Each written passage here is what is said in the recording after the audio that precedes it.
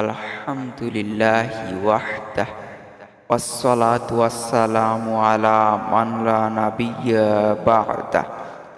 আউযু বিল্লাহি মিনাশ শাইতানির রাজীম। ওয়া ইলাহুকুম ইলাহু ওয়াহিদ লা ইলাহা ইল্লা হুয়ার রহমানুর রহিম।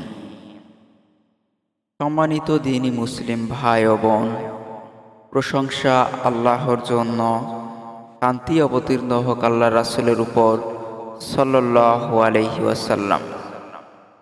আজকের এই দ্বীনী বৈঠকে আমার বক্তব্যের বিষয় তাওহীদের মূল ব্যাখ্যা অধ্যায়ের আল ওয়াহিদ, অর্থাৎ এক, একক, অদ্বিতীয়।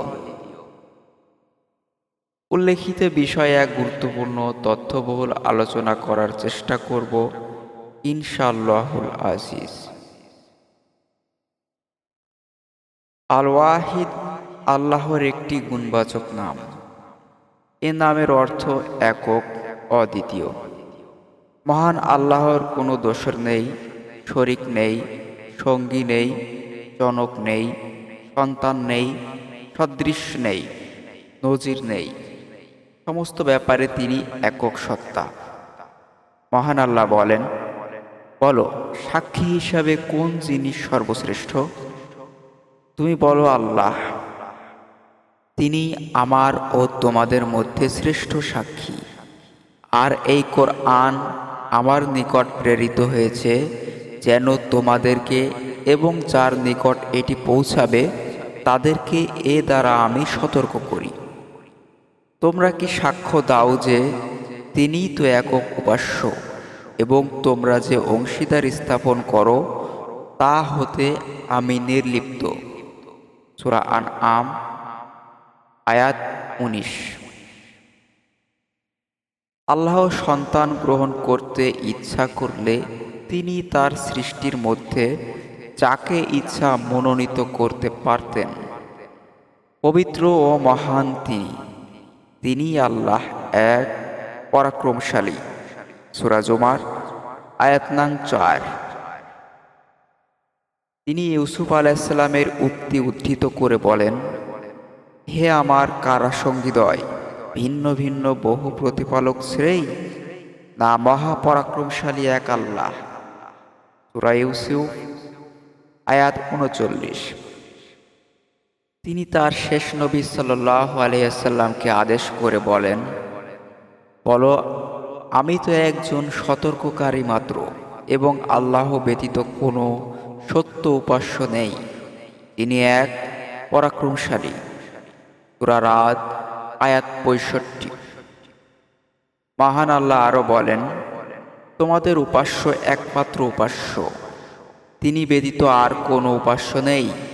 তিনি চরম করুণাময়, পরম দয়ালু। সূরা বাকারা আয়াত 163। আল ওয়াহিদ নাম সম্বলিত এই আয়াতটিকে ইসমে আজম বলে চিহ্নিত করা হয়েছে।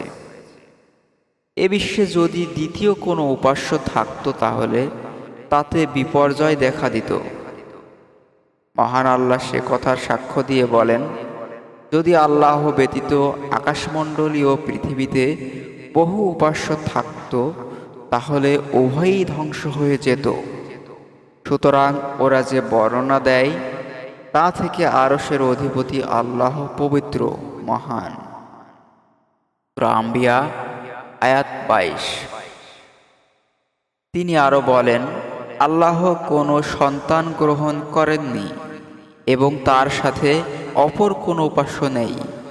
যদি থাকতো তাহলে প্রত্যেক উপাস্য স্বীয় স্বীয় সৃষ্টি নিয়ে পৃথক হয়ে যেত এবং একে অপরের উপর প্রাধান্য বিস্তার করত।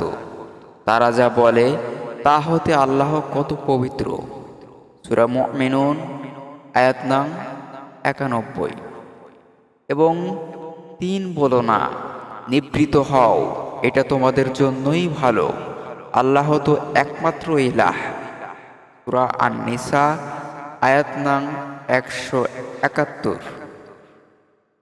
বলো, প্রত্যেকটি জিনিসের স্রষ্টা একমাত্র আল্লাহ। তিনি একক ও সবার উপর পরাক্রমশালী। সূরা রাদ আয়াত নং 16। এবং সবাই এক মহা পরাক্রমশালী আল্লাহর সামনে উন্মুক্ত হয়ে হাজির হবে। সূরা ইব্রাহিম আয়াত নং 48। এদেরকে বলো, আমার কাছে যে ওহী আসে তা হচ্ছে এই যে কেবলমাত্র এক ইলাহই তোমাদের ইলাহ। সূরা আম্বিয়া আয়াত নং 108।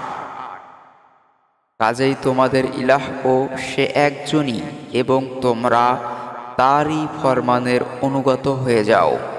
সূরা হাজ আয়াত নং 34। আল ওয়াহিদ নামের মাঝে আল্লাহর একত্ববাদের ব্যাপক জ্ঞান বিদ্যমান রয়েছে। এ নামটি শুধুমাত্র আল্লাহর জন্যই, কারণ যে অর্থে তিনি ওয়াহিদ বা একক, অদ্বিতীয়, সেই অর্থে আর কেউ একক বা অদ্বিতীয় নয়। অতএব তিনি শুধুমাত্র ওয়াহিদ বা একক, অদ্বিতীয়। তাই এই নামটি অন্য কারো জন্য সাব্যস্ত করা বৈধ হবে না।